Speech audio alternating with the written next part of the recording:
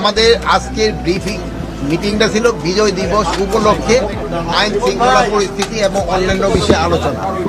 এবং আপনারা জানেন 16ই ডিসেম্বর আমাদের মহান বিজয় দিবস।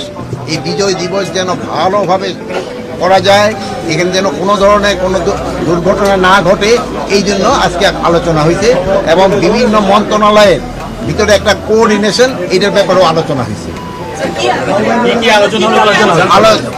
আইন শৃঙ্খলা পরিস্থিতি এখানে কোনো সমস্যা নাই।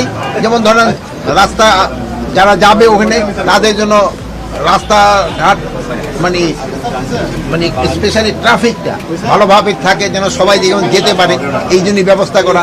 তারপরে আমাদের ক্ষেত্রে মেইন একটা আলোচনা হচ্ছে আমাদের সব জায়গায় যে জাতীয় পতাকাটা উত্তোলন করব, এই পতাকার যে রং অনেক সময় দেখেন যে এক এক জায়গায় এক এক রঙের করে ফেলে, এইটা যেন না হয়, একই রঙের যেন হয় এবং আমাদের যে স্ট্যান্ডার্ড সরকারি ইসে থেকে দেওয়া ওইটার হয়। তারপরে যে আমাদের আলোকসজ্জাটা এটা যেন খুব ভালোভাবে আলোকসজ্জা হয়, এই এই এই ব্যাপারও এখানে কোনো ধরনের সিকিউরিটি থ্রেট না লাগে, কোনো ধরনের সিকিউরিটি থ্রেট নেই। ওইটা তো 16ই ডিসেম্বর না, ওইটা তো 16 না, দেশে কোনো সিকিউরিটি সমস্যা নাই। পলিটিক্যাল অ্যাঙ্গেল থেকে 16 ডিসেম্বরকে কেন্দ্র করে কোনো নাশকতা হতে পারে কিনা? না, কারো থেকে হবে না। যেহেতু 16ই ডিসেম্বরটা সবার জন্য, আমাদের দেশের সবার জন্য, এটা বিজয় দিবস কারো না, এটা সবাই আমাদের জন্য বিজয় দিবস, এটা আমাদের সবার বিজয়।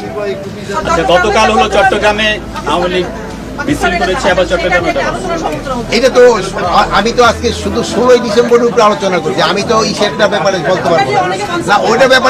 ওইটার ব্যাপারে আমি কালকে চিটাগাং যাচ্ছি, যদি ওখানে কোনো প্রশ্ন থাকে ওখানে করবেন।